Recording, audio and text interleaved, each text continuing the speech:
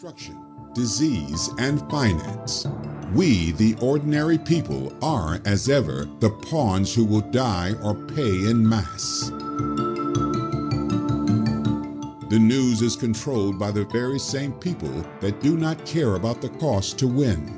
While other lives are being utterly devastated, we must ask who is profiting. We must follow the money, and it is easy to see where it will all lead us. This is what the kings and queens of feudal times would call leveling the playing field, making the everyday man and woman even more powerless and beholden to the big machine that feeds them. There is also another reason for our lengthy imprisonment by those who can control our minds and bodies. It is a method of control and manipulation that has been used for centuries. We become so weary of our torment that we do almost anything to get out of it. We become desperate, and when we become desperate, we become irrational and fearful, and therefore easier to control and manipulate. It is a vicious cycle, like a snake eating its own tail.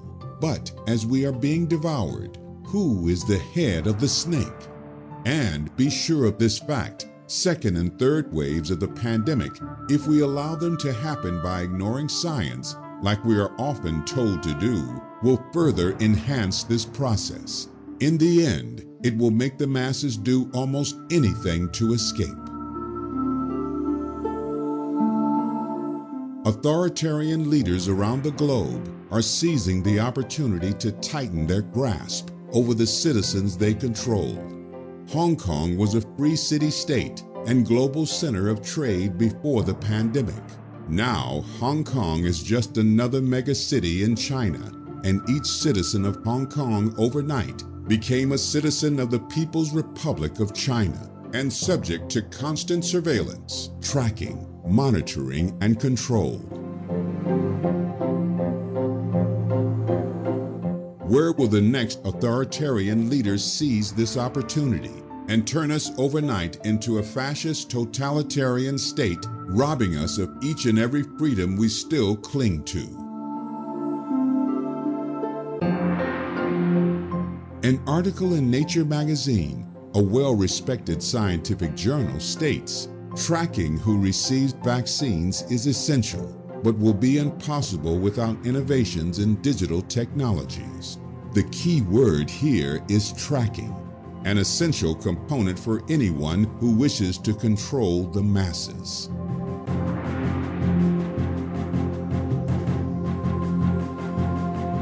Even the Nazis in the Second World War used tracking technology to know the whereabouts and movements of Jews. This may happen with the latest coronavirus or with another pandemic. Either way, we are being softened up right now.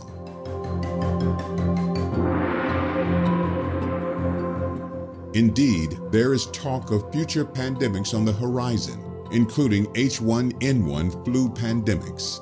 As it stands, we are virtually broken after only a few months of lockdown. Most people are 2 weeks away from certain economic doom.